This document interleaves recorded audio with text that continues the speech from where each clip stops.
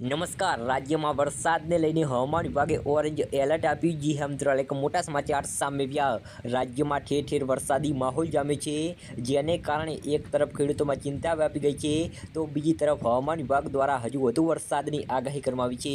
રાજ્યમાં વરસાદને લઈને હવામાન વિભાગે એલર્ટ આપ્યું છે. જી હા મિત્રો, એક મોટા સમાચાર સામે આવ્યા, જેમાં કેટલાક વિસ્તારમાં ઓરેન્જ એલર્ટ સાથે વધુ વરસાદની આગાહી કરવામાં આવી છે. હવામાન વિભાગ દ્વારા 25 થી 28 નવેમ્બર વચ્ચે સામાન્યથી ભારે વરસાદની આગાહી કરી હતી. આ વચ્ચે આજે હવામાન વિભાગ દ્વારા કેટલાક વિસ્તારમાં ઓરેન્જ એલર્ટ તો કેટલાક વિસ્તારમાં યલો એલર્ટ આપવામાં આવ્યું છે. હવામાન વિભાગે સુરત, નવસારી, વલસાડ, દમણ અને દાદર નગર હવેલીમાં ઓરેન્જ એલર્ટ આપ્યું છે. જી હા મિત્રો, એક મોટા સમાચાર સામે આવ્યા.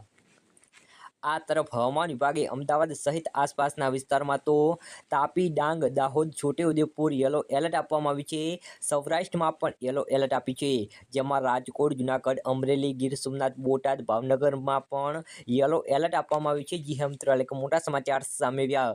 તેમજ હવામાન વિભાગ દ્વારા રાજ્યમાં આજે રવિવારે ઉત્તર ગુજરાત અને મધ્ય ગુજરાત તેમજ સૌરાષ્ટ્રના અન્ય દક્ષિણ ગુજરાતના કેટલાક ભાગોમાં વરસાદી માહોલ જોવા મળી રહ્યો છે.